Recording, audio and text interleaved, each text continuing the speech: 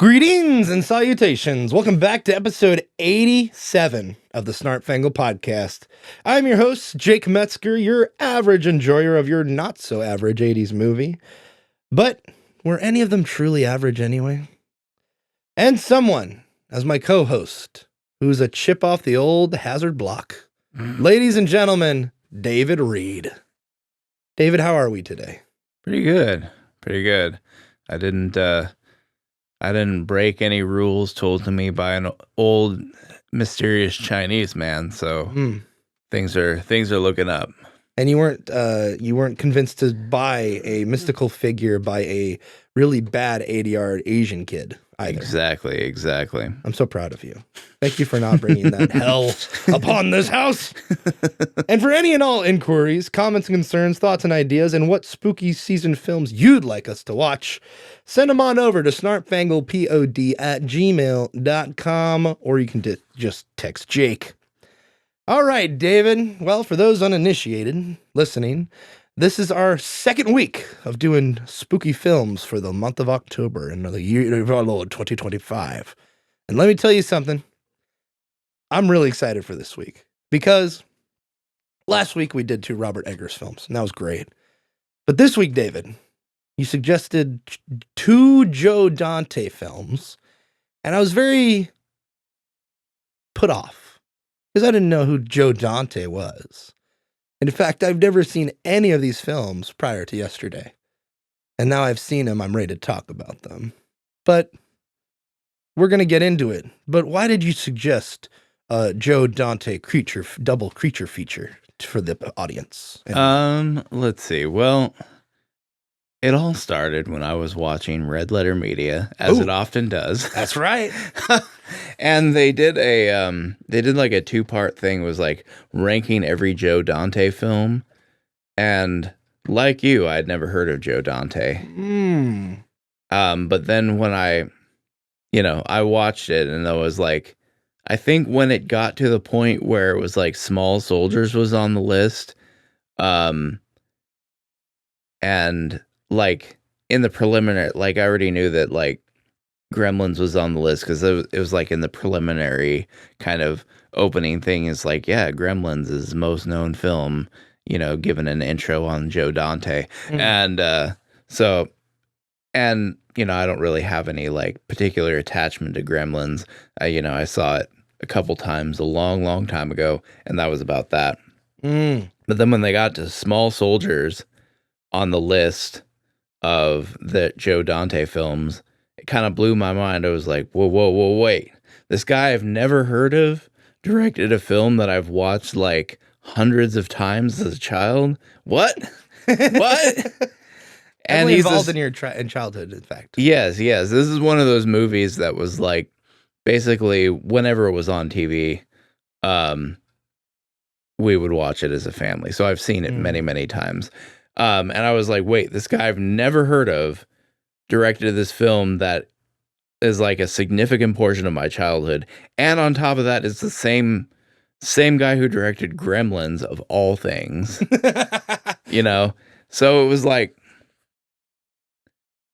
so I was intrigued, and then when it came time to like, pick out films to watch for our spooky 2 films-a-thon of October thing that we're doing, it was like, it just seemed kind of like a natural pick, because Gremlins is a classic creature feature, and then Small Soldiers is like, basically, is a creature feature, but a little more palatable to a younger audience.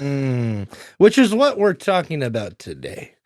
So for the uninitiated, this is a 2 films episode of the Snarp Fangle Podcast, a conversational podcast where each week's a different topic. But this week, we're doing a 2 films episode where we take 2 films and pair them up to a coherent theme. And Joe Dante is our pick. And so thank you, David, for picking Joe Dante. And the 2 films we have are Gremlins from 1984 and Small Soldiers from 1998. Small Soldiers, big movie. We're going to start with Gremlins, though. So let's jump right into it. When a failed inventor brings home a mysterious pet he bought in China, Trouble ensues, rules of the animal kingdom are broken, and death follows this young boy wherever he goes.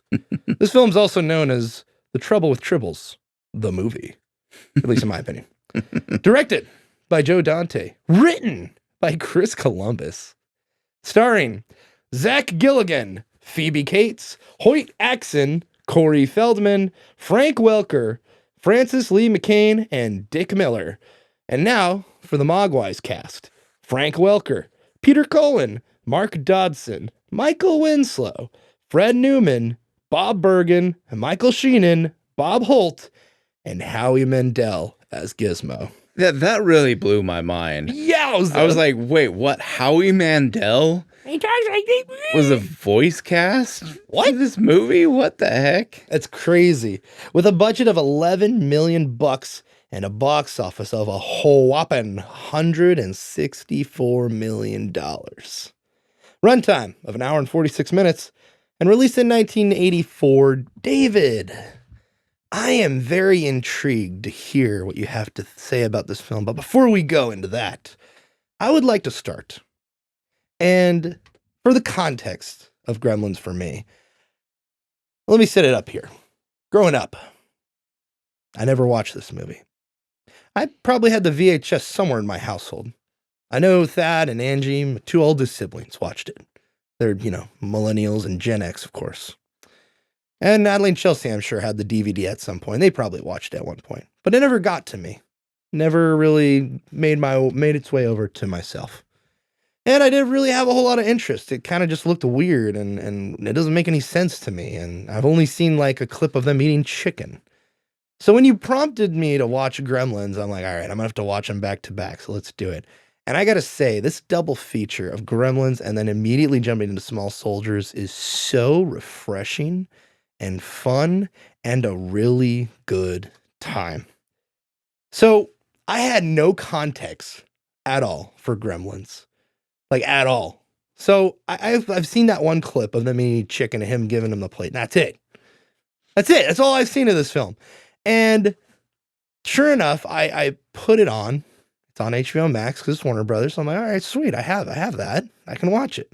So I'm putting it on. I'm watching it. I'm like, my God, this opening shot is beautiful of him walking through Chinatown. There's so much to see and so much eye protein on the screen. And then as you get further in the film, you're like, oh, this is kind of, this is a little cartoonish, but whatever. And then you get into the latter half of the film. And man, it's like Pineapple Express. It just goes full bloodbath in the best way possible. And so I'm watching this and I'm like having visceral reactions and screaming in my bedroom as I'm watching this on my computer. And I'm like, oh my shit, what the heck? Oh my God. Whoa. Oh, he just stabbed. The blood microwave, boom. Nevertheless, a joyful, wonderful experience. The best experience I've had with a movie in a while, where I had zero context, zero expectations, and they were all just exploded out of the water, man. What a movie. But David, what do you think of this film? You've seen this before. You probably watched it as a kid, is my guess. But where did it all start for you for Gremlins? And what do you think of the film after watching it most recently? To be honest, I know I've seen it at least once. But I don't really have a whole lot of memories of it, so I don't really know when I watched it. I just know I've watched it at some point. So that was really all I had going in was like, I know I've watched this before, but I didn't really retain a whole lot of it. I just knew the general vibe of the film going in, and that's about it. So I didn't really know exactly what to expect, but I have to say, I really enjoyed myself watching this. It's like, I kind of thought it was going to be, because a lot of other Joe Dante films, now that I know who this guy is, they go pretty heavy on the gross out factor. And, well, I can certainly appreciate like that aesthetic in a film, like in terms of like, it's like when it's done for a particular purpose, to give the film a particular vibe or whatever. Like with when we watched Dead Alive. Yes. You know, I'm glad you brought that up. I appreciated all the gross out stuff there because that was just kind of That was kind of the point. Yeah, that was kind of the point of it. But like, other than being able to appreciate like when it's used purposefully, like gross out horror stuff isn't really my cup of tea. So judging from his other films, after watching that little ranking thing of from Red Letter. Yeah, from Red Letter Media, it was like I was kind of like, oh, is this going to be a film that's just going to have a lot of gross, like nasty stuff that I'm just going to have to like sort of like, you know, deal with in order to get into the film? And I was pleasantly surprised. It has a little bit of it, and it's used well, but it doesn't go over the top. So it's actually a lot more like a lot more fun and lighthearted movie than I kind of expected it to be going into it. Thought it was going to be like a gross, like a dark, satirical, gross out film. Almost like a dark comedy. Yeah, but it's a lot more lighthearted, which I think is actually a strong suit. You sent me some YouTube video about the making of, and from what I understand, listening, I watched it this morning or whenever it was that you sent it to me today, and yeah, it like I do get the impression that the guy who wrote the script, actually wanted it to be more like what I was expecting it to be. Yeah. And then, you know, with Spielberg being attached to it, they kind of toned it down a little bit. And I think this is actually to this film's benefit. It really gives it kind of a wider appeal, you know, it is by no means is it like a generic film, yes, but like definitely the opposite of that. But having a lighter tone and a more general audience appeal, I think, definitely was a positive thing for this movie. Yeah, it's like I've always told Chelsea, like, hey, I really want to watch Evil Dead with you. But she refuses to watch it because of the gore and the violence and, you know, the language and stuff like that. And I can respect when a person says, it's just, I don't want to watch a film with that thing. Sure, whatever. And I'm like, well, I could edit out some stuff, but that's kind of like the point of that whole film is the gross factor and just the absurdity of it all. And this is kind of like a PG-13 Dead Alive in a way. In the sense of there's fighting and attacks and kind of little demons running around and they die and in some grotesque ways. Not for half the film. But you also have this family-friendly tone that's established very well and with very good actors and very good pacing as well, that you're like, oh, okay, like, but you know something's gonna happen. You know there's something off about this cute little thing. And that the fact that there's now more of them and people are like, oh, I guess that's just how it is. I'm like, don't you see? This is bad, man. Like, something's going to happen. Yeah. That was funny to me. It's like the reaction people had to when the Mogwai gets wet. Oh, there's more of them. Yeah. Excuse me. And like they start like popping out of his back and, you know, just like that should be like the most upsetting thing you've ever seen. And people are just like, okay. And in fact, they go and they try to multiply it even more. Yeah. Just to show other people. It's like, what? Look. And the high school science teacher's like doing experiments on him. Yeah, the black science man. Yes, the black science man. Who is mercilessly killed. Like in that's a joke with Steven Spielberg. It's like he kills a brother in nearly every one of his films. You got this, you got Jurassic Park, you got a couple others, I believe. But yeah, this is like kind of like the zaniness and gore zany. of like an Evil Dead type movie, but toned down just enough and then made it to a really good like classic hero's journey type arc. You know, really, really strong character work in this movie. Yes. Really, really helps it. Even with the girl, with Kate. Yeah, just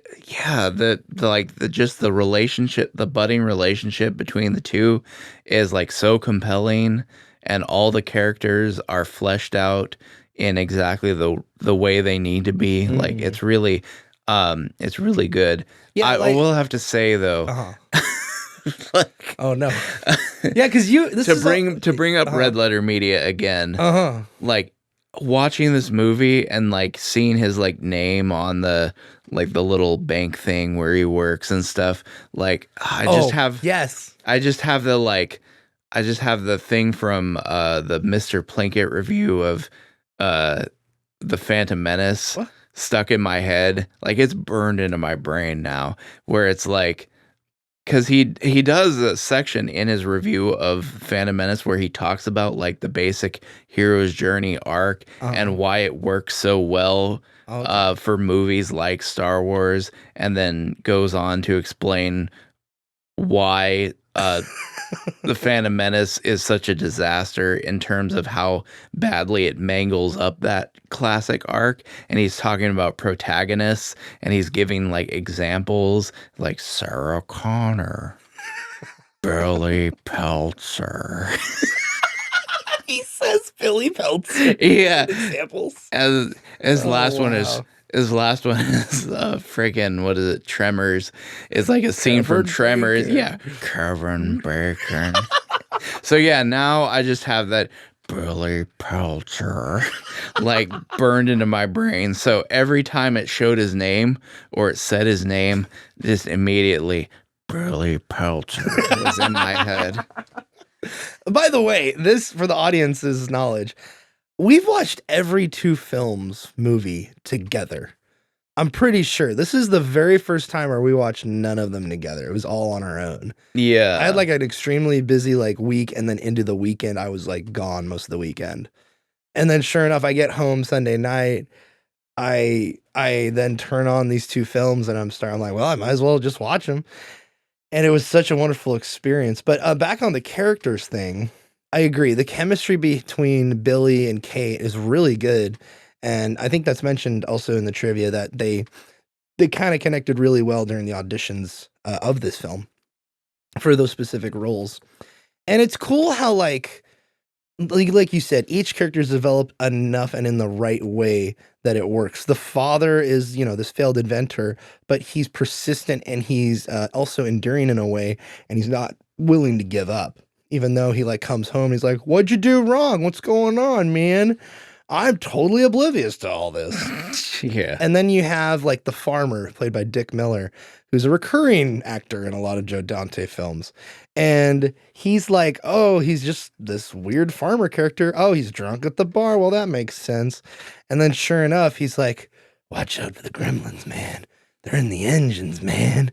Whoa. And it brings a little bit more context to his character, like that he's, and you kind of get the feeling that he fought. I think he it's not mentioned, but he kind of innuendos that he fought in World War II and that he's definitely from the era. But he's also like, I got the sense of, at least communicated from the movie, that he was in World War II. So he knows like the influence of foreign power, and I think that's kind of where the script kind of sort of mentions that in a little bit way. It's not like, oh, watch out. It's not Don't blasted turn it. from the rooftops. It's not blasted from the rooftops, but it's mentioned. And I thought that was really interesting. Yeah. As well as, oh, sorry. It's just kind of like, the plot does kind of weave a whole lot of like subtle sort of things in there. Mm-hmm. So it all comes together really well without it having to like, bash you over the head with all the different things it's trying to say. Yeah. And also like, I don't know if the correct term is dark or black comedy, but it's a comedy where there's a lot of death, but there's also a lot of camp. Like The Evil Dead's, I don't know if it's a black comedy or a dark comedy, but it's very campy. I wouldn't say that. That's a straight up horror movie. I wouldn't say that this or Evil Dead qualify as a black comedy. A black comedy, and I mean, I guess it's okay. Well, I think there's two kinds of black comedies out there. Let's be real. Yeah. There's a Medea, and then there's the black comedy you and me are talking about. Yeah. But like, in my mind, a black comedy is something more like Men Who Stare at Goats. Ooh, yeah, or Swiss Army Man.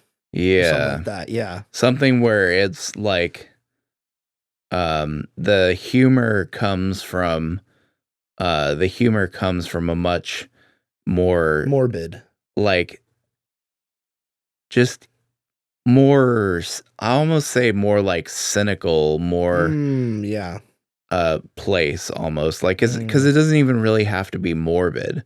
Like Men Who Stare at Goats is a great example of that. It's not a morbid film by any stretch of the imagination, but I think it fits into that black comedy sort of genre really well because everything comes from this kind of like cynical sort of evil twisted place, even though the film itself isn't like out and out morbid and dark. Yeah, definitely.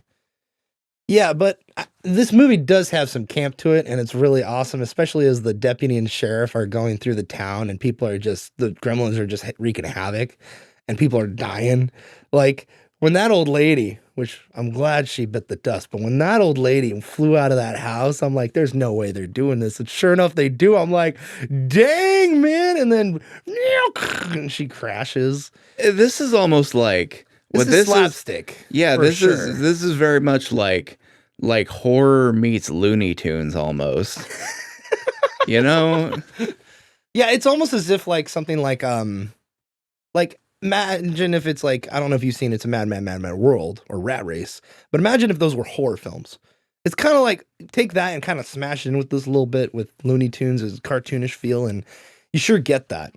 And going back to some other things, I think I kind of want to touch on the music, speaking of cartoonish, because you get you have the theme, but we'll get to that in a second. You have the score, which I think is pretty memorable. Like there's a bunch of little tunes and tracks that stick in your mind, especially in the beginning. Like you have the kind of, okay, this is the story, here we go. But then you have, what's it called? You have the old lady, Mrs. Deagle's theme, as she's like, running.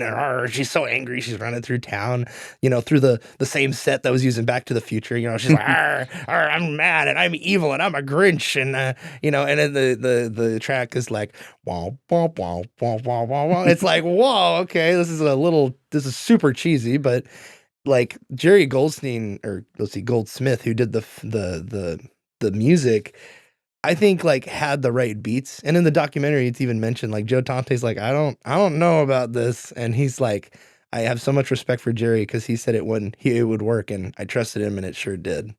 And so there's little things like that. There's the beautiful, beautiful thing after they blow up the theater of the song Silent Night, like mixed in with the score, which is super beautiful. Oh yeah. And then David, we have the theme. We have the dude, when that comes in, like that is like it goes so hard, as the kids say, man. Yeah, and it comes out of left field too. Yeah, like you're not expecting it, and then they sing it, and you're like, what's happening right now? Yeah, it's very. Yeah, the music in this film is very well done. Like. It was like intentionally cheesy. Yeah.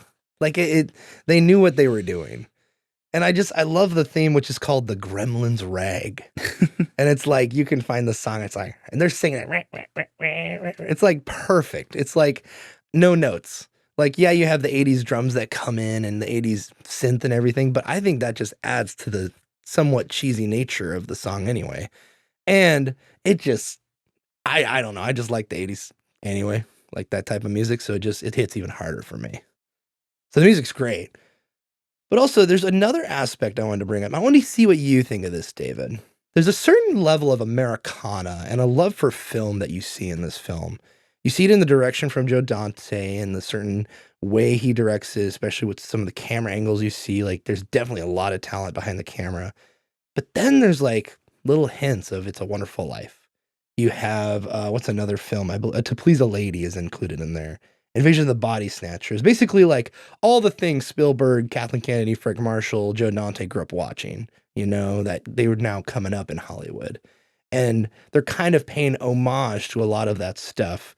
And even with the choices, it's mentioned in the behind the scenes that Joe Dante wanted an actual set. He didn't want to film on location. He wanted a set because he wanted to have an older Hollywood feel to it. And we get that in other films like Back to the Future, there's other examples out there too. But it's the set choice, I think, was really smart because it makes you feel like, I don't know, it gives you a nostalgic feel. And I think there's just a certain level of Americana that is kind of set up in this film. It's kind of like almost a love letter to older movies. And I really like that about it. But what do you think about this? Yeah, I would have to agree. From what I understand, like Joe Dante is basically like the ultimate film nerd, and his the way he weaves that into his films is pretty cool. Yeah. Like, I feel like in this, like you were saying, like the decision to make it a set, instead of going out and filming in an actual town somewhere, really gives the film a certain vibe that it just wouldn't have if Joe Dante hadn't insisted upon doing that. And it's well done too. And to find out some of the behind the scenes of how they would puppet the gremlins, to know that there's 3 guys controlling each gremlin is and they're hiding under the floor with rods. That's crazy, man. It's so insane to think of that and having to imagine directing around that. And, one guy got a splinter under there. He's got to get a Band-Aid. Okay, well, wait for the shot. And then you keep going or whatever stuff ends up happening. As well as you're filming at night, they were filming in the summertime for all of the scenes. So it's there's all this stuff that was really interesting to learn about. And the fact also, David, this is 1984, and this came out the same weekend as Ghostbusters and the same summer as Temple of Doom, is really interesting. Huh. What a packed full of hits year that was. Yeah, man. I can't remember when St. Elmo's Fire. I think it was late 80s, but we should watch that one time. That's a prime 80s film that I think needs to be revisited. Yeah, I've always heard that that's one of the quintessentially 80s films. I just haven't had a chance to watch it yet. It's a great film, but we'll get to it in that one day. But yeah, one thing too is the fact that it came out with the same weekend as Ghostbusters, and still was competitive financially. That's in terms of how it did in theaters. That's a testament, I think, to this film's greatness. Yeah, and also you got Spielberg, Kathleen Kennedy, and Frank Marshall involved. You got Amblin Entertainment involved here, and this was I think this is their first film where they collaborated together and they pushed forward for this. Spielberg, I think, mentions that he found the script, and it was about 5 or 8 weeks after Chris Columbus sent it out to everybody, and he was like, I'm never getting any callbacks from this script. It's fine or whatever. Spielberg liked it so much, he bought the script, and then comes the process of toning it down and rewriting. And he said, Chris Columbus said they did 10 plus rewrites until they got a finalized script for the film, which is pretty impressive. That's how a lot of great films go through that same process. The most recent one for me is Get Out. Jordan Peele wrote that, I think, 15 plus times. Rewrote it from start to finish completely. That's some crazy stuff right there. But it's really interesting and cool to see that and to see that dedication and to see how good of a producer those folks are. Because Steven Spielberg's like, you know what? This is an R-rated, really violent movie. Let's tone it down and make it like he knew that with the money they had to put up with for this film. It's $11 million. It's a decent chunk of change that they have, but they want to make a movie that's not going to be an art house film. That's going to be appealing to families. That is going to be appealing to kids. But also, he's willing to let Joe Dante be Joe Dante throughout the whole process. Yeah. It's so neat. Like, let's get to the Gremlins. So you got Furby.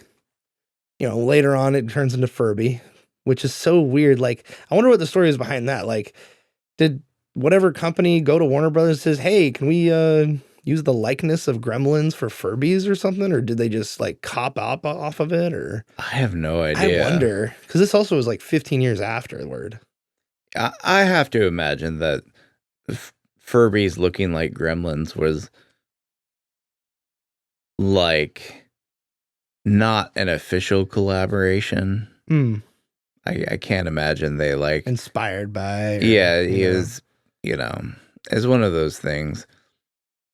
I think with the Gremlins, for me, what really stood out is, you got the little cute guy running around. Then you have all of them together. You're like, oh, this doesn't look like it's leading in good places. And then you see the straight up xenomorph eggs later on after they eat. And you're like, what the hell's going on here? And then it's hilarious because the dude that worked on the alien puppet in Alien did this movie and did the Mogwais.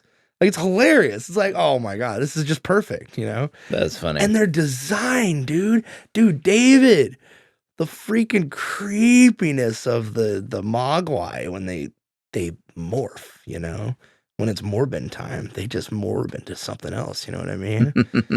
Like, oh, it's so cool. And like the use of prosthetics and the slime. Oh, the slime. Oh, so gross. Ooh. And the puppetry as well. Like, there's some uncanniness to it that just, oh man, I don't like it. Yeah, it's really, they're really well designed because like Gizmo is like cute and adorable, but then also kind of like weird and strange too. Like, he's the right mix of both.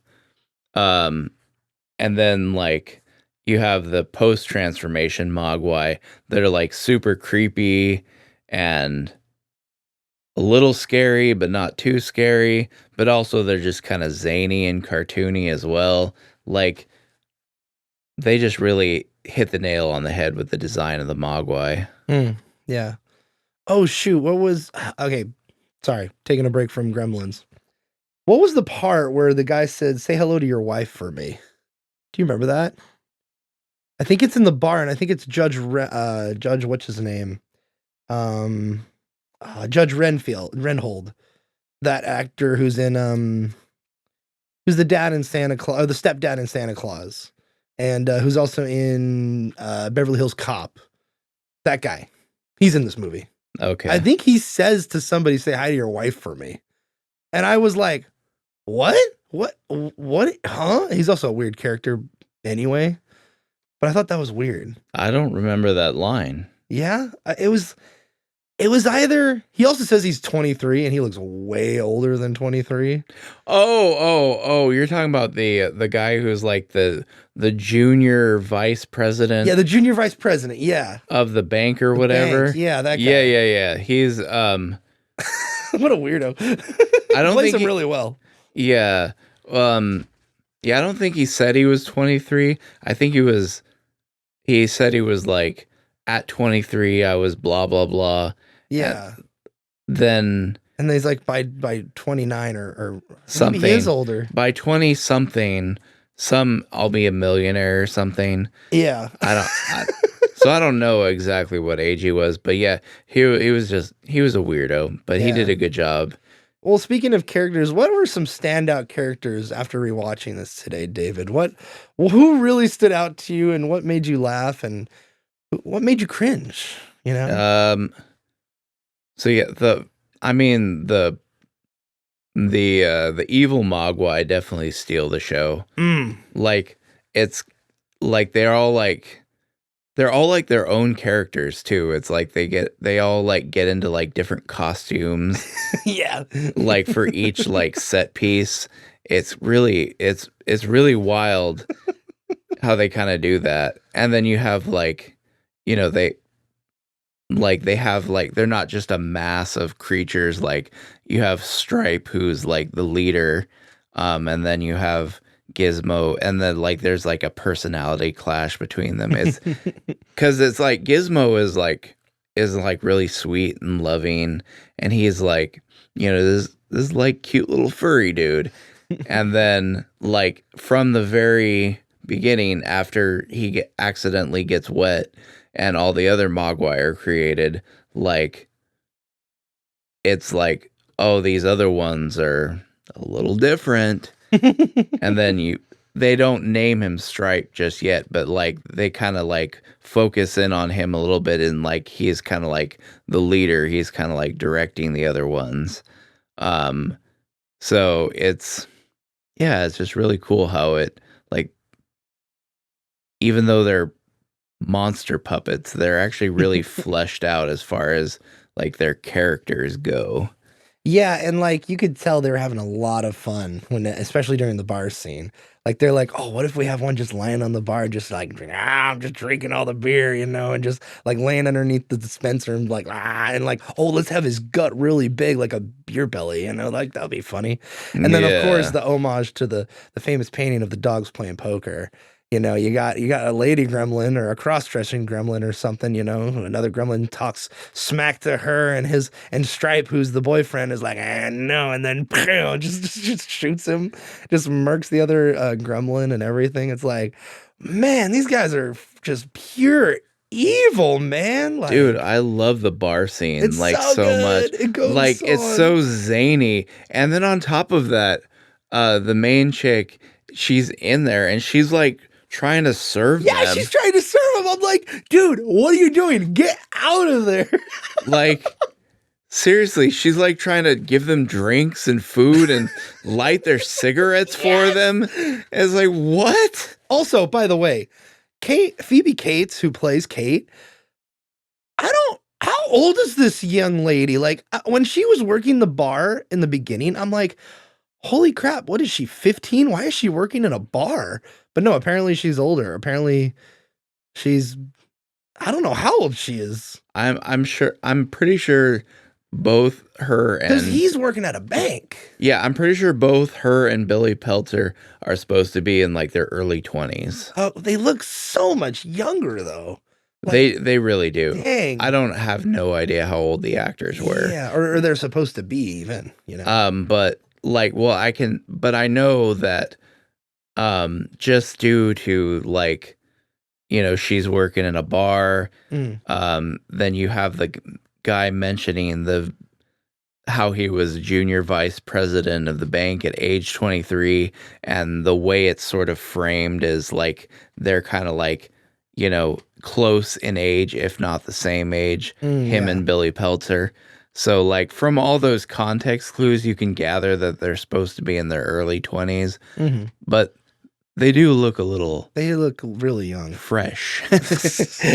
And St. Elmo's Fire is the exact opposite. These kids look like they are actually in their 20s, which is what they're supposed to be. So anyway, yeah, that bar scene, man, I was really bummed out earlier in the film. Excuse me. Not only that the black guy died, but in that very same scene, Billy is like trying to, find the gremlin and trying to find out what he looks like. And we're at the audience like, ooh, what is he? It's still a mystery to us. Like, this is really creepy. This could be really cool. Like, this almost could be the scene from Jurassic Park where what's her name is looking for the velociraptor. This could be really creepy.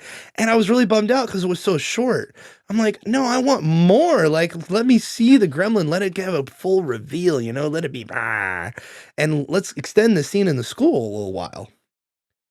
But then we get to the bar scene, and I'm really glad they shortened that school scene because we get this bar scene and it's glorious. You got gremlins drinking, smoking, having sex. I don't know what they're doing in the background. I'm sure they're doing something like that, but no, I'm joking. But anyway, like you got gremlins just being, Sodom and Gomorrah, man. Like that's what we're watching on screen. These guys being around this town. To be fair, though, it's not quite that bad. No, it's not that bad at all. I'm over exaggerating it, but there's definitely drinking, smoking, killing, murdering, gambling. Like you got a lot of the sins already covered. I just love the individual roles and costumes too. Like you have the weird painted up prostitute gremlin. You have one who's like with a gun and has a robber's mask, like a ski mask, like a robber. And then you have one that's you have the flasher. Oh yeah. The flasher gremlin. Yeah. He's wearing the trench coat and he opens it up. And then you have the one wearing like the pink sweater and the leggings, like dancing. Yes, I forgot about that. Oh my God. They're dancing to some 80s song. Wow, man. Like, and it goes on forever. Like, it's beautiful. The scene never ends. It's glorious. And then we get to the movie scene and stuff like that. But dude, David, what did you think of the scene in the kitchen with the mom going ham? Oh yeah, that took me by surprise. Yeah. I was like, okay, they're gonna terrorize the mom and she's gonna be like, run out of the house screaming or something. And then all of a sudden she's like stabbing one with a knife and trapping one in the microwave. Yeah, put one in the food processor. Yeah. It's cool too how it kind of happens almost like accidentally. Like she put ones in the blender and like hits the switch and then kind of cowers. But then as soon as that one dies, she's like, okay, it's time to go for this. And she she stabs one with a knife. Yeah, she murks one like she stabs him like 3 times. It's like, whoa. And then she kills one in like the fireplace. Or no, her son does actually. Yeah. And then she microwaves one and its head explodes. Yeah, It's awesome. It's all sorts of nuts. All sorts of nuts, man. Oh man. Let's see. What else do I have on here? Yeah, gremlin on gremlin violence is what I wrote down while watching this. The scene where the quote, "My God, Frank, that was Miss Deagle." Like that quote from the sheriff saying it to the deputy. The deputy is played by Jonathan Banks, who's that bald guy from Breaking Bad. Not the main bald guy, the other bald guy. The other bald guy. He's so young and he's actually got hair. Also, the sequence after this where they see Miss Deagle fly out of the house because of her automatic elevator stair chair or whatever, just goes haywire and shoots her out of the house. That sequence of shots of them running into the truck, them flipping over, and the truck crashing into the hardware store. For some reason, it made me laugh so hard. I don't know why. It's part of the slapstick, I think. But these people die. Like, no stone is unturned here, man. Like, even the radio broadcaster ain't lucky, Like, it's pretty crazy. Let's see the score. And then the whole thing with the inventor, the dad as an inventor. What did you think of that whole aspect? Because he's down on his luck. He hasn't had a successful invention yet. It's very much an 80s trope, I guess. Yeah. This one's kind of interesting because it's like the dad's failure as an inventor and his continued persistence in trying to make it big by selling one of his inventions is kind of like what puts our protagonist Billy Peltzer in kind of the position that he's in to really give him a nice solid character arc. So it's definitely not like the most original premise ever, but the way they do it and they weave it into the story is really solid. The only thing is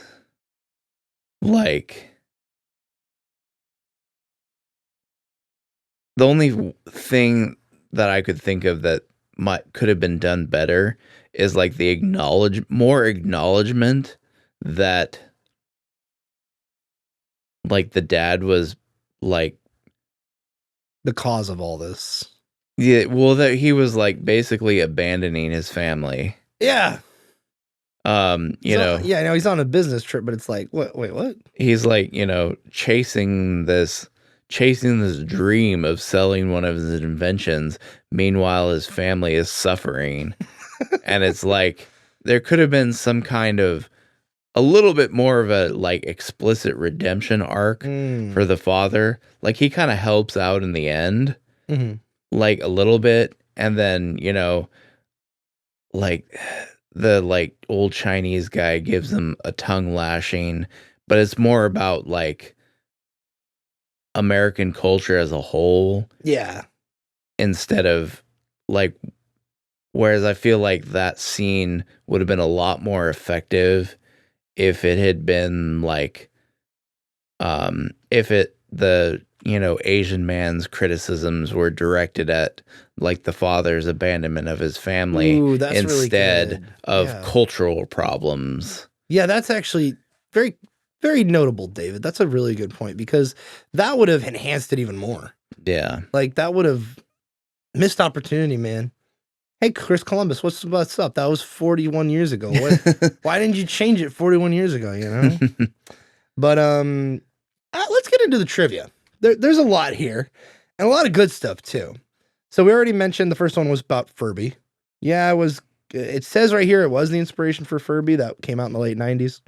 But the second one I got says this. And again, listen, y'all audience. This is IMDb trivia. There's a lot of this that was inaccurate because when we went and watched the behind the scenes thing, there's a lot of stuff in that actually contradicts a lot of the stuff that's in IMDb trivia.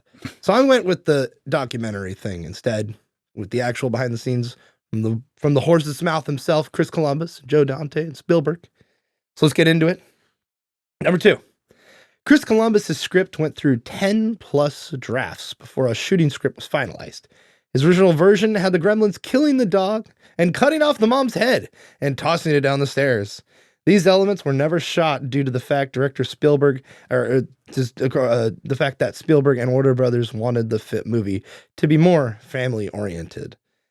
It's interesting because when you watch the documentary, Joe Dante says, "Hey, you know what? That sounds like a pretty good idea." You know, in fact, they just gave me the script and I just said, "Oh, you know, this all sounds really great. Let's just do it." It was more of Spielberg and the studio that was like, let's make this more appealing to, you know, the kids and stuff and family in general. Yeah. I feel like this is a good example of like good producers doing what they do.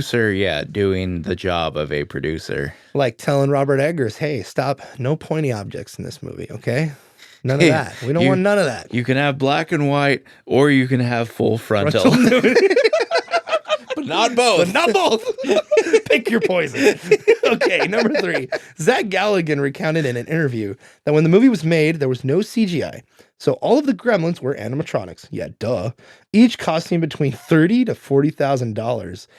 When everyone left for the set, when they left the lot for the day, security would have everyone open the trunks of their cars to make sure they weren't stolen. Dang, man, that's gangster. Those are expensive. Number 4, the film was released on the same day as Ghostbusters in 1984. Number 5, Gremlins was originally meant to be a terrible warning against importing endangered species, but the studio cut this angle because it feared it would alienate moviegoers.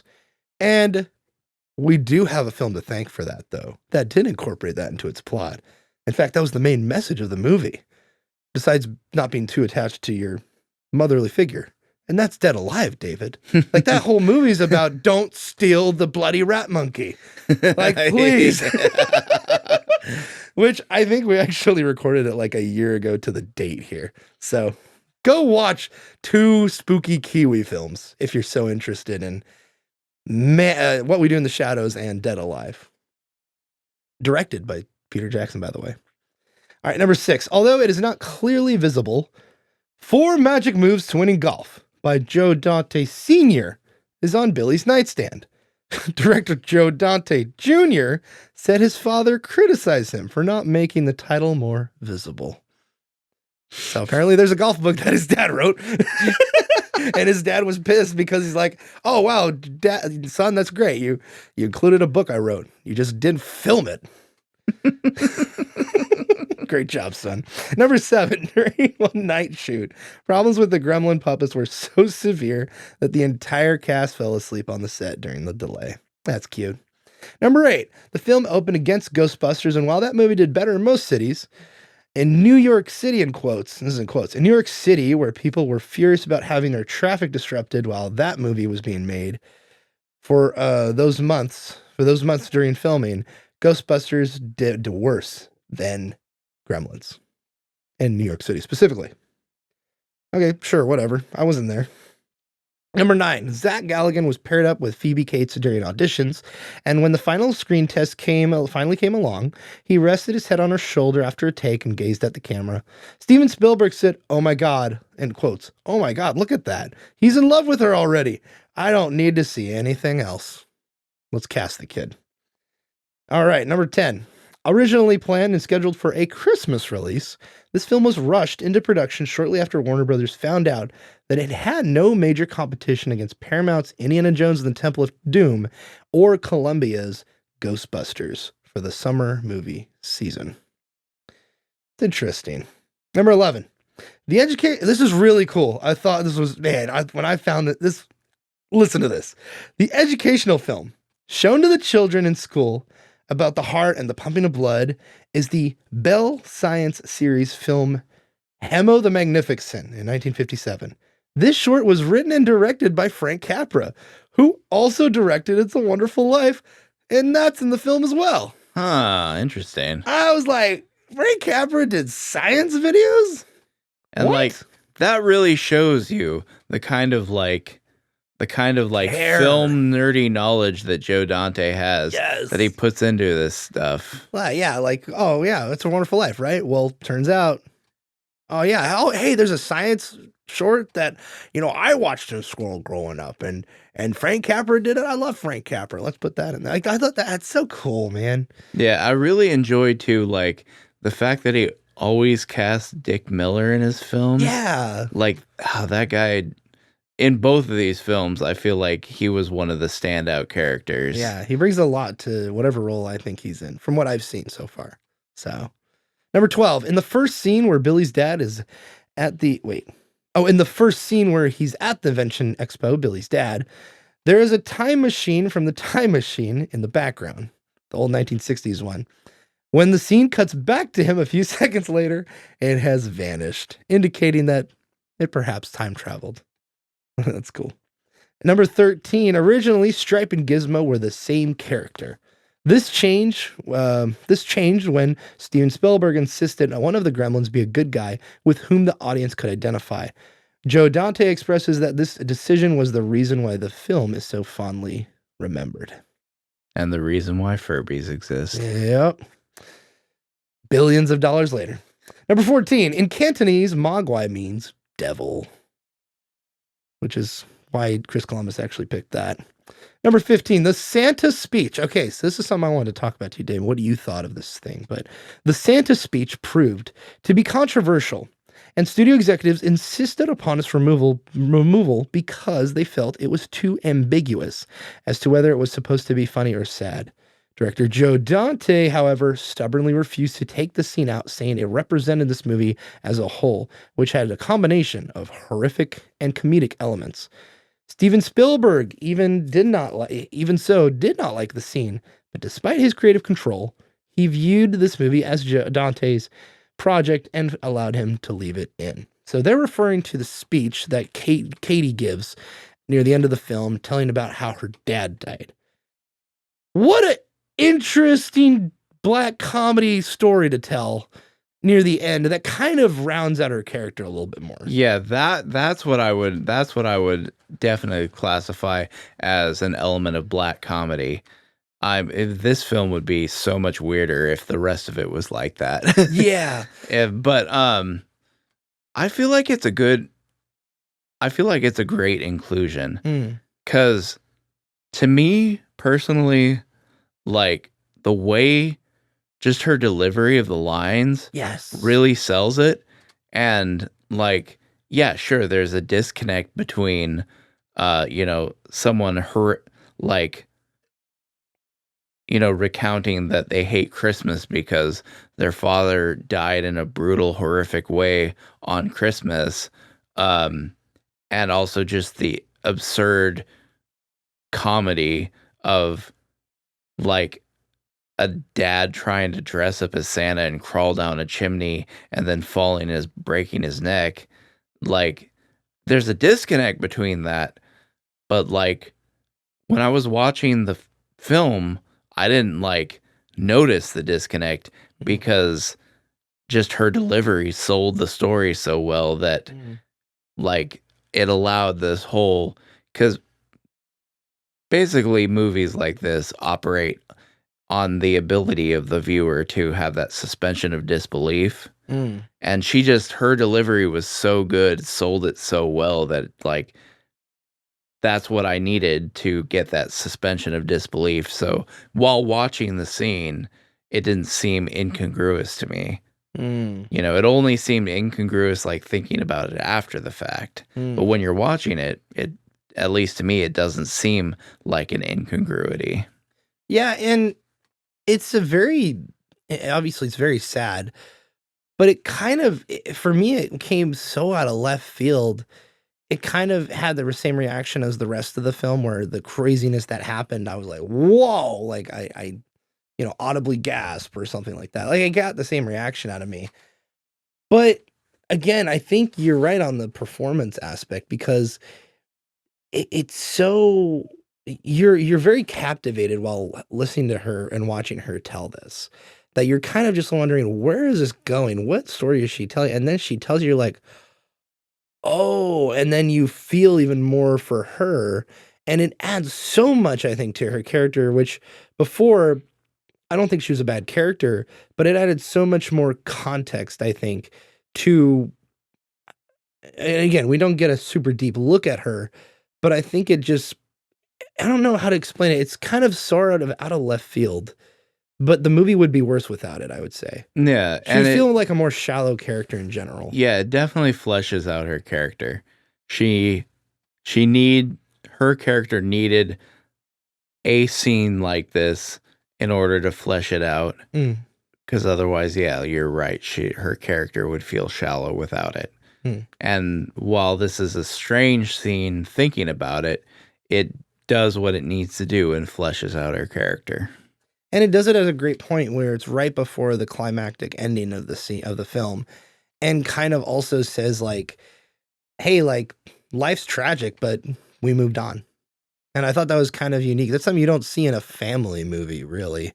Especially, I would say, from this time. I don't know, maybe other films are different, but yeah, I would say that overall, its inclusion is for the better. And I'm glad Spielberg let Joe put it back, keep it in. But the next one of the studio notes, director Joe Dante and Steven Spielberg. One of the studio notes to these two individuals on the first cut was that there were too many gremlins. Spielberg suggested cutting them all out and calling the movie People. In response to that. Number 17. The Gizmo puppets were particularly frustrating because they were smaller and thus broke down more. Consequently, to satisfy the crew, a scene was included in which the gremlins hang Gizmo on a wall and throw darts at him. This was included on a list that the crew created, known to them as the horrible things to do to Gizmo list. So that's pretty great. Number 18. I wanted to know what you thought of this, David. I think it's going to be pretty short, but I want to know what you think. After watching Tim Burton's earlier short films, Steven Spielberg considered him to direct this movie. He decided against it, however, because at the time, Burton had never directed a full-length feature film, and I'm really glad he didn't go that route. This would have been an extremely different movie, having Burton instead of Joe Dante. Yeah, I feel like Joe Dante definitely does like zany, gross out creature stuff a whole lot better. Tim Burton his movies are just dark and weird, man. Dark and weird, yeah. Like, and this film is already dark and weird enough. I would like to see his take on the R-rated version of this. Oh yeah, that's what I'd like to see. Yeah. Get Danny Elfman in there to do the score. Why not? But yeah, I also, this was a different Burton at this time. This wasn't 1989 Batman Burton. This was much longer, more before that time. So he was up and coming, and he'd get his moment to shine. The last one I got here is Hoyt Axton, who plays Randall Peltzer, was a well-known and successful songwriter, as well as a sometime actor. His most famous hit, I didn't know this, was Three Dog Nights, Joy to the World. Interesting. Which is perfect because this is a Christmas movie. Joy to the world, all the boys and girls. What an interesting sort of connection there. Yeah. All right, David, our final thoughts on Gremlins. Go. Great movie. Fantastic. Very, fun for the whole family. Maybe not for the very youngest, but other than that, fun for the whole family, something for everybody. Yeah. You can this movie truly appeals to everyone. Yeah. Because if you're just a casual movie watcher and you just want a fun, lighthearted action adventure, this gives you that. Yeah. If you're into horror and gross out stuff and dark humor, this gives you that too. If you want a film that's just really well made and has a lot of various subtle elements that go into it that you can kind of pick out, this gives you that as well. Yeah. And I think also it's cool that also real quick, the little cameo of Spielberg in this was really funny. Just him riding on the bicycle or whatever. I'm like, oh my God, that's Spielberg, And then of course, Danger Will Robinson is walking across in the Invention Hall too, which was really cute. But that's kind of leads into my point where I love how this was kind of like a bunch of people who were part of the creative process just has such a love for film. And they made it very obvious in this. And I thought it was really poignant and really nice and refreshing. It's kind of like they were like, all right, this is what we loved growing up. So we're going to introduce the new generation to this. Because this is the 80s. We're here. People trust us with not only the cash and the studio forte and the power. So let's make it worth the audience's while. And of course, make it entertaining. So I really like that. But yeah, the puppets, dude. The puppets make this film as well. And I really like that a lot. So, which leads us into our next film. Oh, I also wrote down, oh my God, who hurt this woman? I'm pointing to Mrs. Deagle. Because her character is out of this world, man. Oh my God. I'm going to take your dog and I'm going to take him to the pound. And you know what? They're going to euthanize him. It's like, holy shit, lady. God, get out of here. Restraining order. Get a lawyer, brother. You're in a bank. They got to know lawyers at somewhere. Got to have lawyer connections. Anyway. Oh, and the ending shot of this film. What a beautiful painting. Backdrop painting. Gorgeous, dude. Man. All right, let's get into the next one, David. Your childhood classic, Small Soldiers. And it's about this. When a global conglomerate buys out a toy company, military artificial intelligence chips become the key ingredient to create the next best action figure. The Commando Elite and their arch rivals, the Gorgonites, become entangled with a teenage boy and his surrounding neighborhood. Directed by Joe Dante. Written by Gavin Scott, Adam Rifkin, Ted Elliott, and Terry Rossio. Starring Gregory Smith, Frank Langella, who was Skeletor in He-Man, Kirsten Dunst, Tommy Lee Jones, Jay Moore, David Cross, Dennis Leary, Kevin Dunn, and the lovely Phil Hartman. With a budget of $40 million, a box office of a considerable $71 million. Runtime, 1 hour and 50 minutes. Released in 1998. David, you grew up with this movie. You've seen this a gajillion times. Your family loves it. Why should people watch Small Soldiers? It's just such a fun movie. Oh, man. It's just it's really so entertaining, dude. Yeah, it's really just that that hero's journey, classic hero's journey character arc. Classic hero's journey. Yeah. Burly Peltzer. Alan Abernathy. Kevin Bacon. Kevin Bacon. But anyway. Daniel Day-Lewis. Anyway, it's got that, it's just a fun action adventure kind of film. Like really, really great writing. Really great pacing. Yes. Like this is a 2-hour movie. It don't feel like it. It feels so much shorter and doesn't overstay its welcome. And has so much good action with toys. What? And incredible use of CGI for God. 98. Dude, amazing. Like, holy crap, man. Like, and the way they integrate the CGI and like the practical effects too, like when they're like holding the action figures, like super well done. It's second to none. Like ILM have their they had their work cut out for them, man. Like this is so like I was watching this, I'm like, this is 98?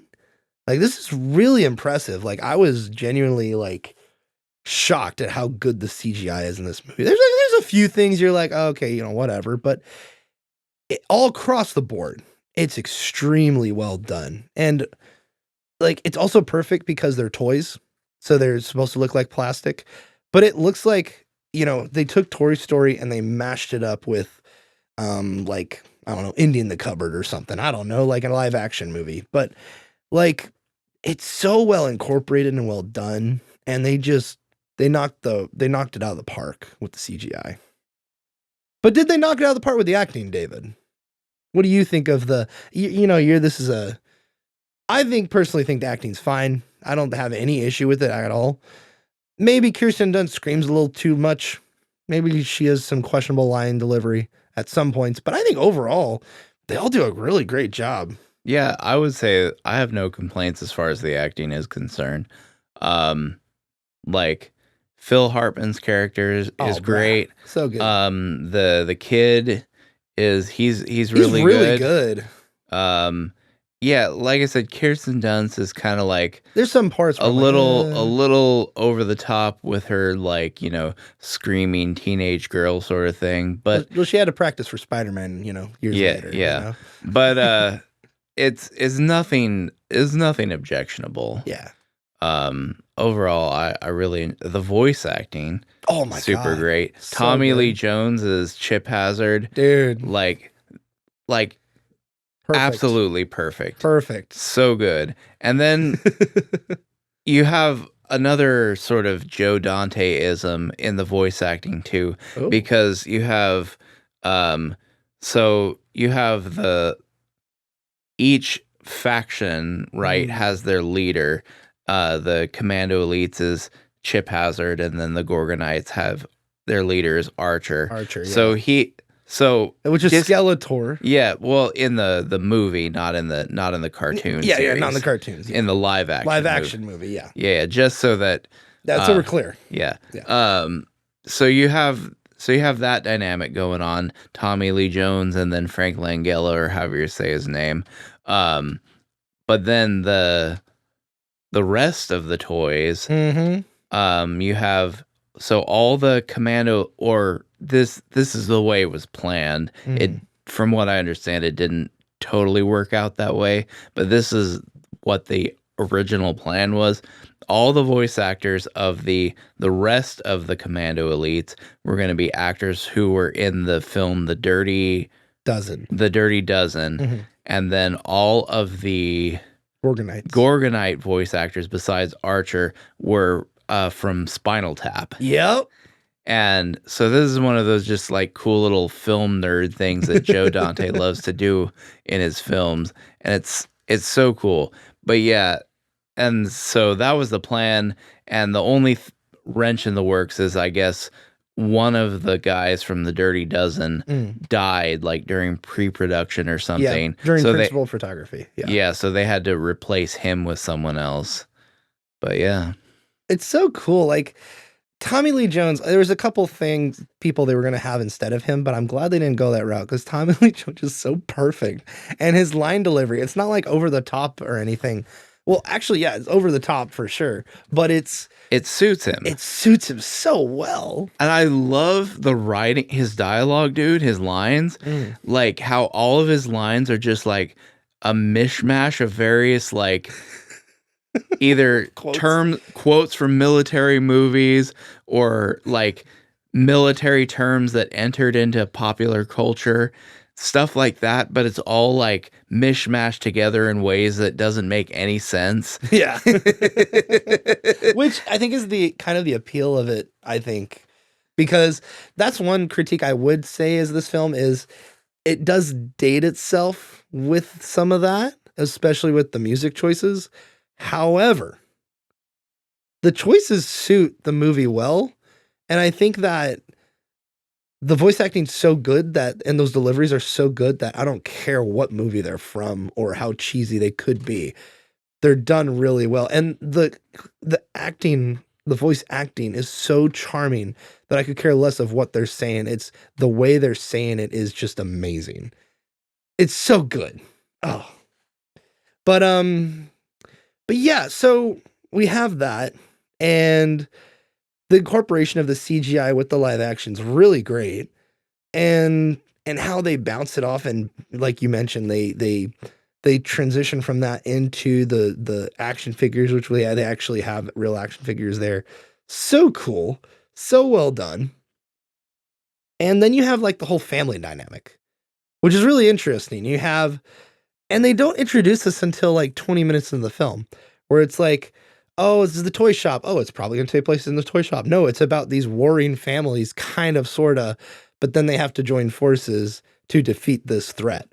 And it's really hilarious. And the movie just escalates and escalates, and it escalates in a very entertaining way. You're like, oh, these are the commandos. Oh, they murdered all of the toy Gorgonites. Okay, well, that's bad. Oh, they're going after Alan. That's bad. Oh, they're like intending to kill him.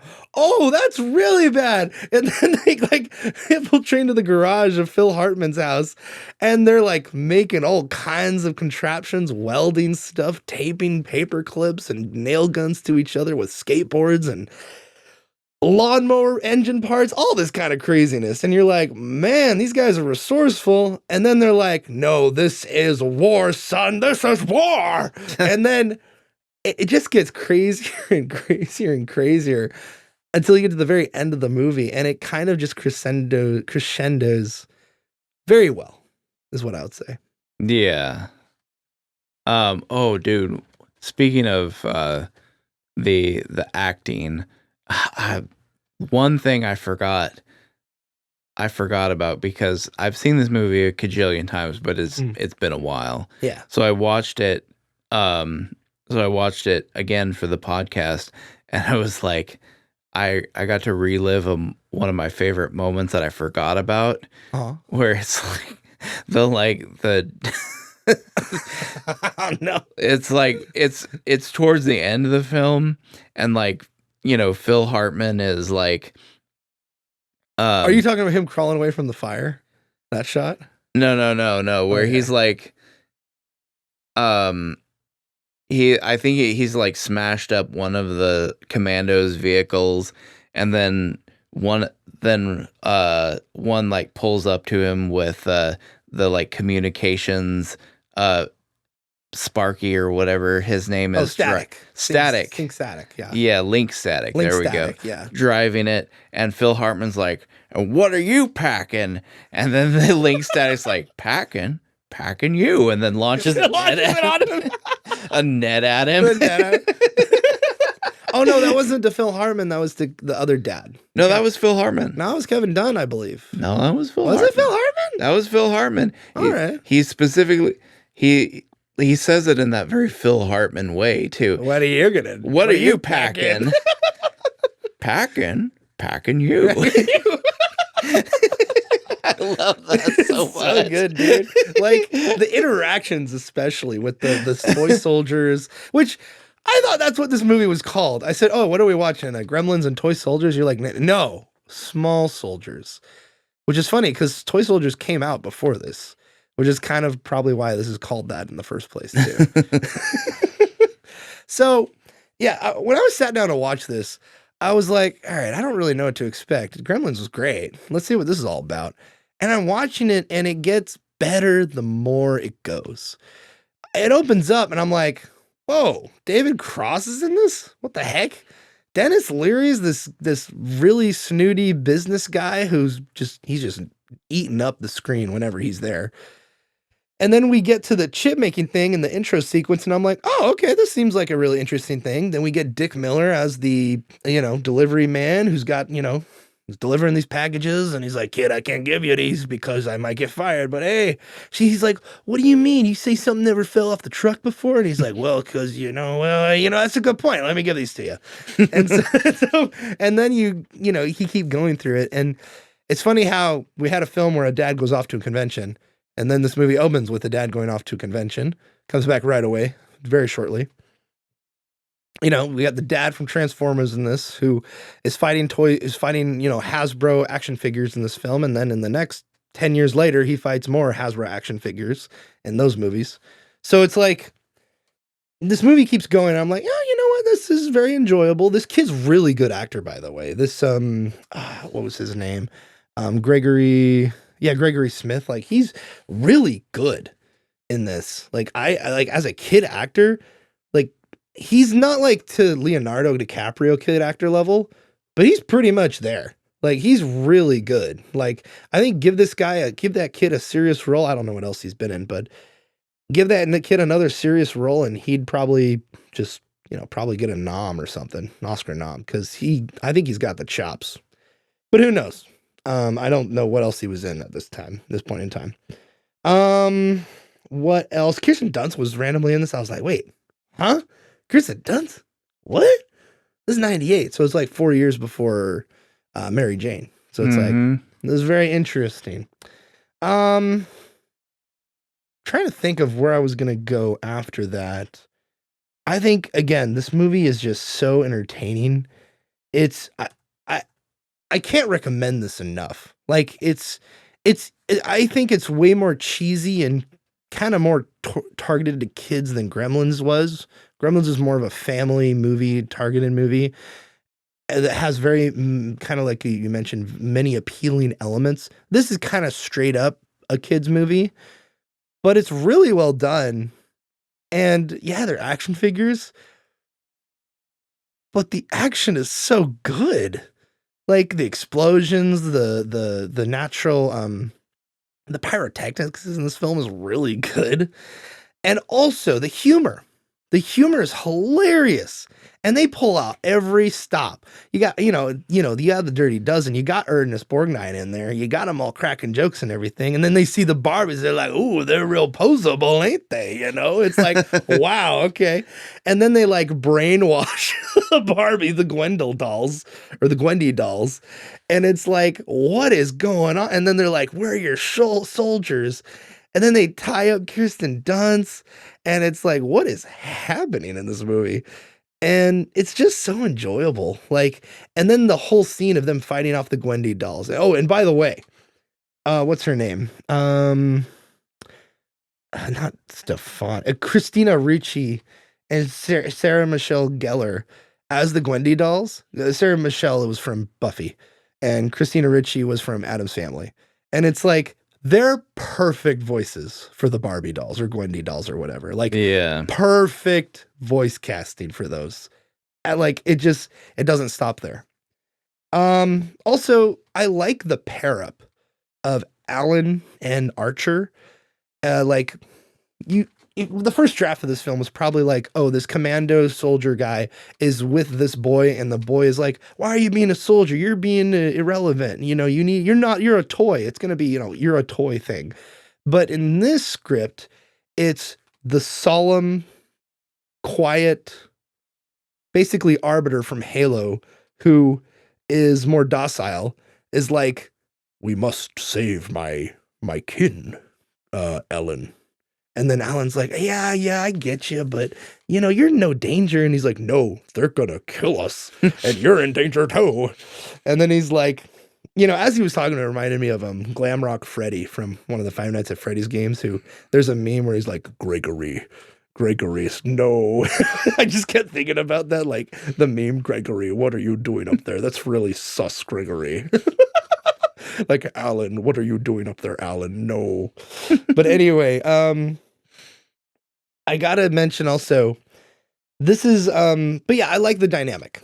The dynamic between him and the kid is really good. And I couldn't tell you what else, what Langalia or whatever he was in. But like they say, and what's his name? It's and Frank Langalia as Archer. It's like, is this guy like a really big actor? All I know him is Skeletor, like that's all I know him from. But anyway, there's a lot of things I can go over, but I think we should just get into the trivia. Oh, David, the Phil Hartman thing. This was his last film he ever did. So what happened? He was murdered, right? But it was like before this film came out. Like, how did he die? I don't actually remember. Oh, okay. I feel like I looked this up not too long ago, but I've already forgotten. Okay, I think I read Murder, which is crazy. Like, man, and he was such a wonderful entertainer and stuff, and he was really funny in this film too. Like and the quote he says, David, the quote as they're watching the TV, he's like, I think World War II was my favorite war. Like, it's like they're just watching TV and he's like, yeah, my favorite war was World War II. It's like, dang, okay. Wait. I think you're talking about the other guy. Huh? No, I'm talking about Phil Hartman. Yeah. They're watching the TV and he's got the sound system. He's got it all set up with the satellite outside. You remember? Hold on. Like, it's like an off comment, like off screen. But you hear him say it, and I thought it was pretty funny. So. And another quote, it was one of the Gwendy dolls says, "What's your side, big boy?" Oh yeah. Yeah, it's like, oh. I feel like all the quotes from the Gwendy dolls are really, really great. A lot of the quotes in general are pretty funny. Like the quote from Chip where I think he's quoting Apocalypse Now, where he says, "You're scared? We're all scared. You have to be crazy not to be scared."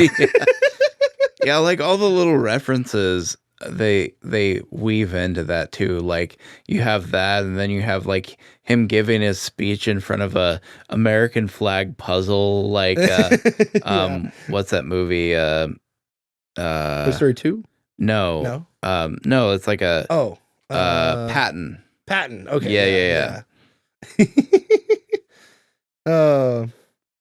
Let's see what else. Oh, dude, when they were the elite the commando elites, like they enact ground, air, chemical, and psychological warfare in this film, David. Like they cover all the bases, like in every aspect.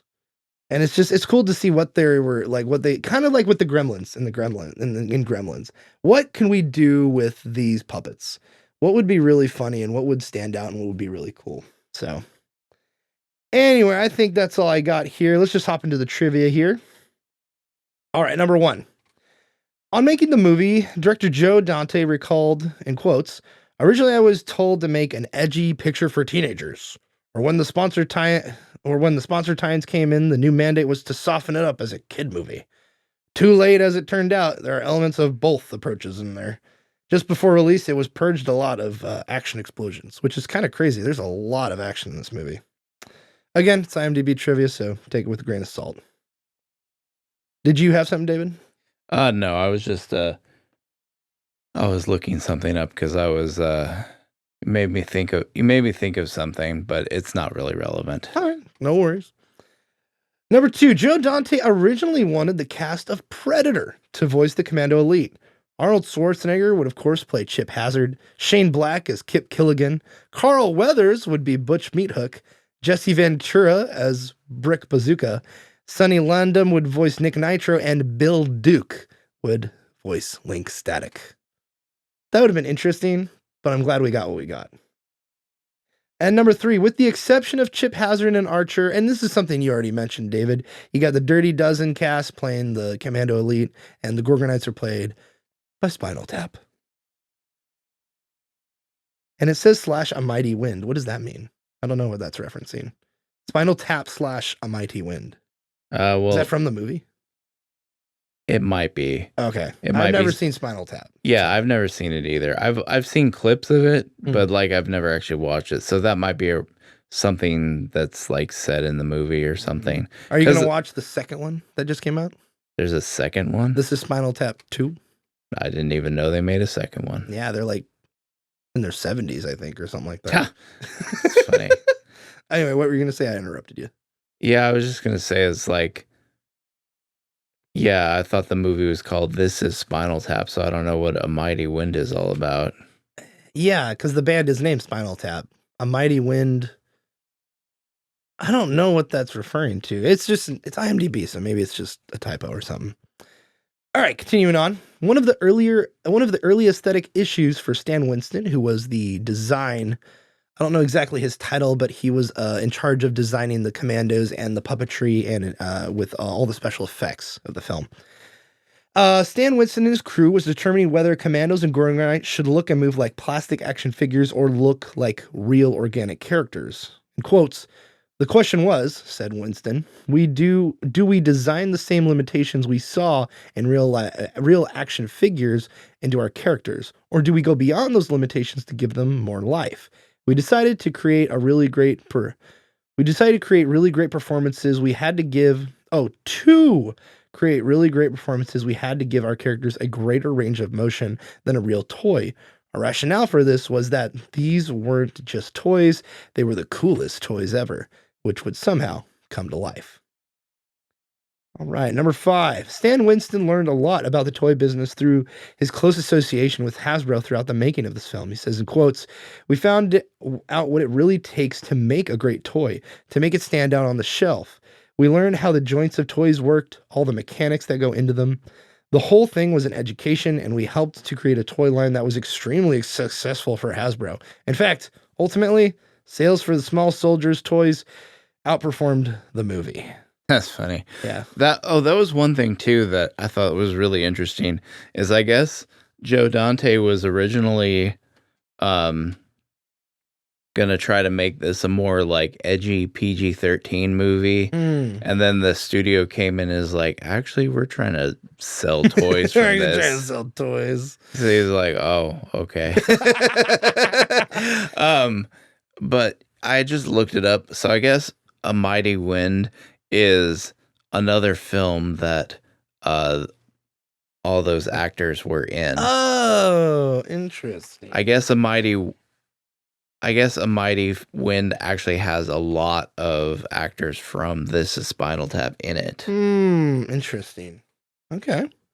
All right. This is Spinal Tap. What a movie, dude. Not Brett Spiner. What's the guy who directed that? Oh, what's his name? The director who directed Princess Bride.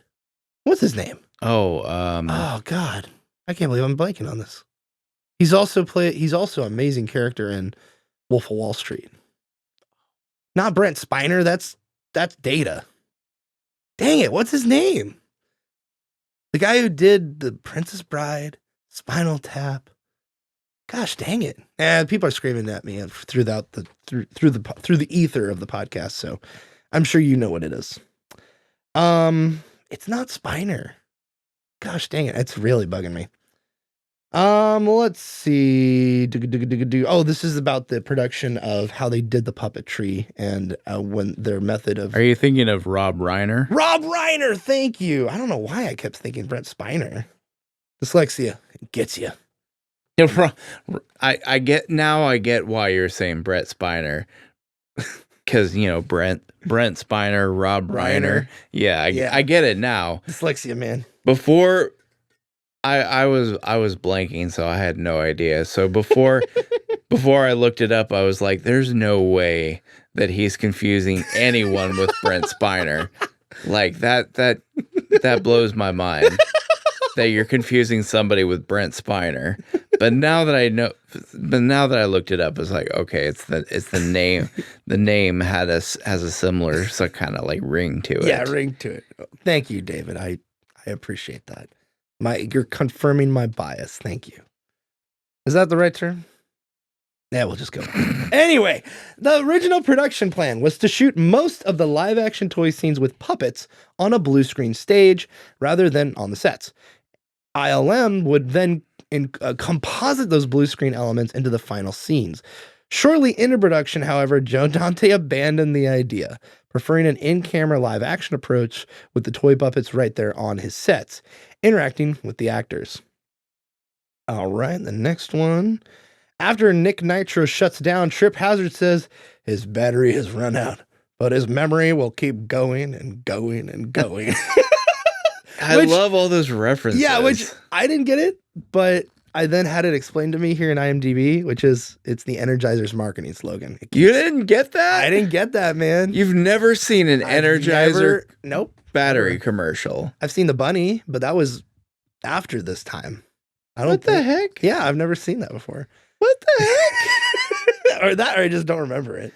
It keeps going and going and going. Oh, man. All the little references are just so good. Like, again, they nail their deliveries.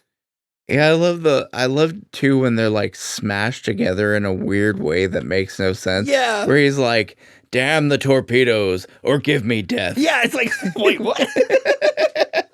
All right, number 8. The Puppeteers' status as real actors on the set extended to their providing temporary voices for... Oh, okay, so this is basically saying the puppeteers, the guys who controlled the puppets on the set, used their own voice. And they actually were able to sneak a lot of that in there during, like, with all the grunting and the yelling and all that kind of stuff. So that's a similar thing to, like, you know, CGI performers or mocap actors who play as stand-ins. And then those actors connect really well with, like, on-screen actors and that kind of thing. Kind of like Guardians of the Galaxy. Like, Sean Gunn plays Rocket Raccoon and has a really great connection with the whole cast. Bradley Cooper doesn't have any connection with the cast. Not really, except through a voice. So there's that. Anyway, I thought this was funny. Though Burger King ended up questioning their promotion of the movie due to the PG-13 rating, they would go on the next year to also promote Wild Wild West, which is also rated PG-13. We should do that one time, David. Yeah. Like complete ass films. Not straight ass, complete ass. That's another one where it's like, oh man, I've seen it so many times. Same. I'm not gonna say I have fond memories of it. Well, no, I take that back. I do have fond memories of it, but they all date back to before I realized how terrible Will Smith was. You hated him before it was cool, David. All right, last two here. When the Commando Elite are trying to get Archer to reveal where the Gorgonites are, Major Chip says, "We have ways of making you talk." This is also said by Sid in Toy Story. All right, last one. The skull on Alan's desk is a gremlin skull from Gremlins. At least it's not, oh, what's that book called? 4 Ways to Be Golfing or whatever. Joe Dante's dad was mad. Oh, 4 magic moves to winning golf.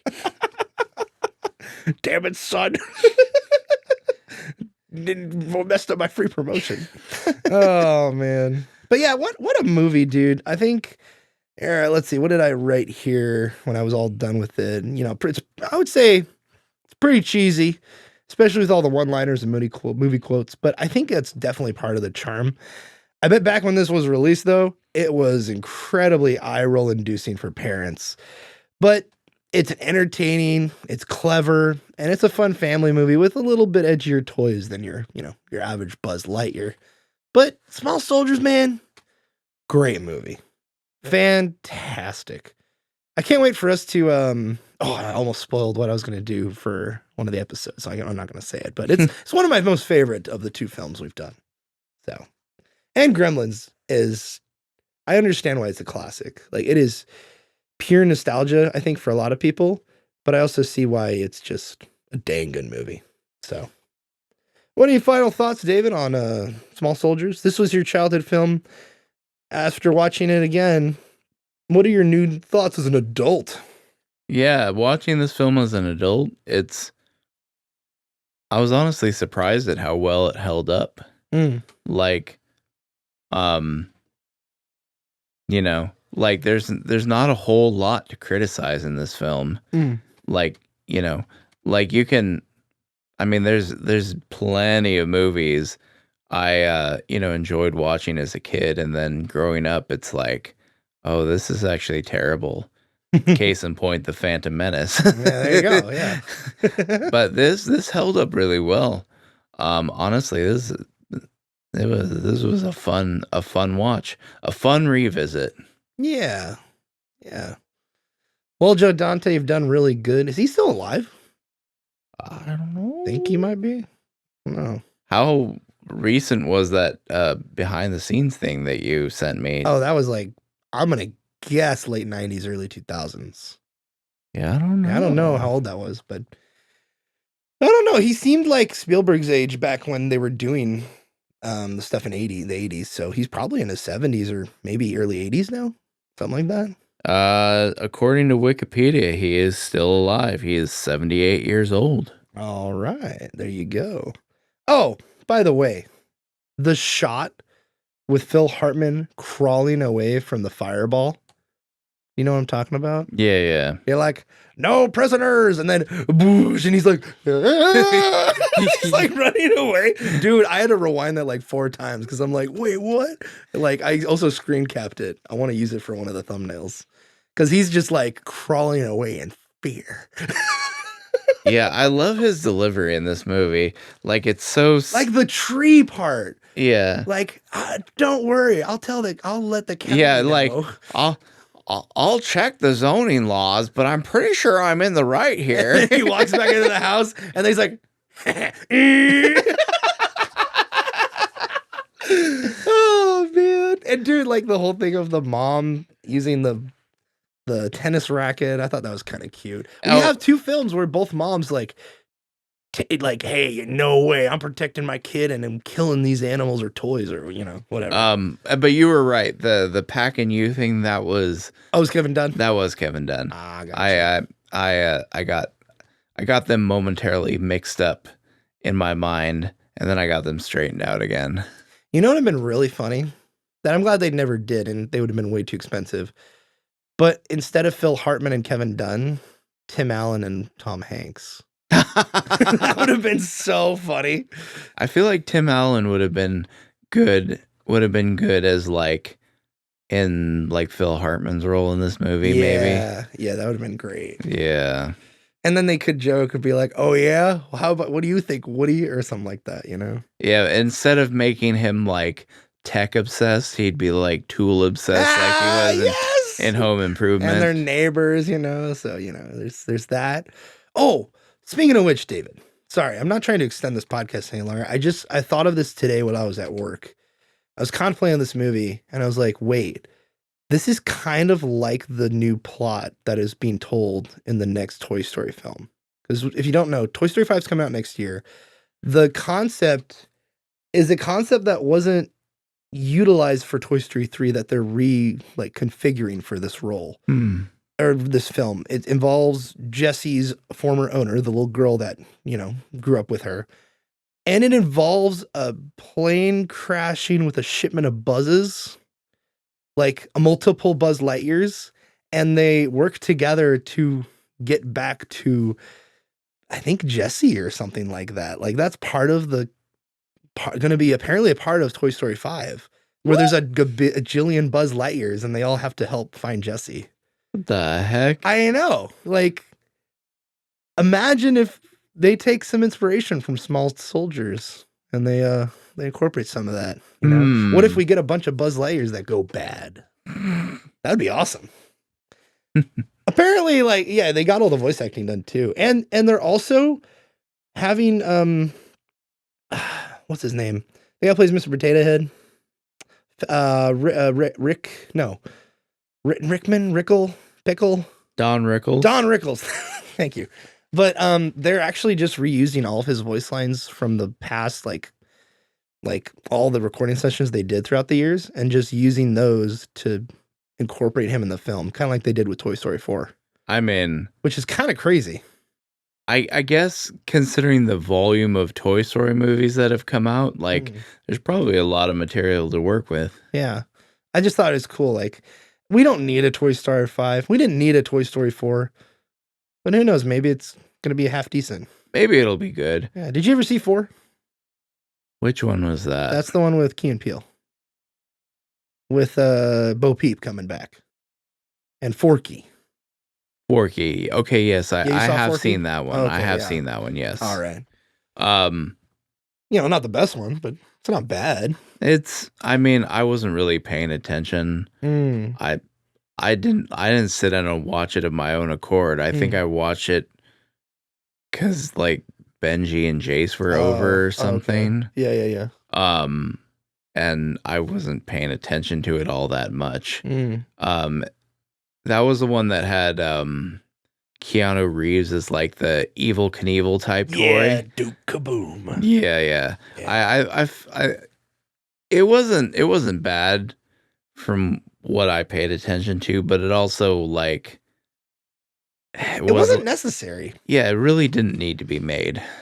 And the whole arc of like Woody finding Bo Peep, I'm like, yeah, I guess, but like, I don't know. It's kind of like what Quentin Tarantino said. It is the perfect trilogy, and he refuses to watch the fourth one. Quentin Tarantino said Toy Story 1 through 3 was the perfect trilogy. Says it's the only perfect trilogy. Oh my God. And with that, ladies and gentlemen, we'll see you next time on the Snarp Fangle Podcast. Thank you for tuning in to this yet another Two Films episode. And if you've made it to the end, next week, we're doing 2 more spooky things. But I'll leave it there. We're doing 2 more spooky things. Not spooky films, but 2 spooky verbs films is what we'll say. So anyway, take care. Have a good one. And remember, when you're crash landing on an island and there's Buzz Lightyears everywhere and one of them sounds like Tommy Lee Jones, don't forget to find Tom Hanks holding that volleyball and Snarp Fangle on. Bye-bye now.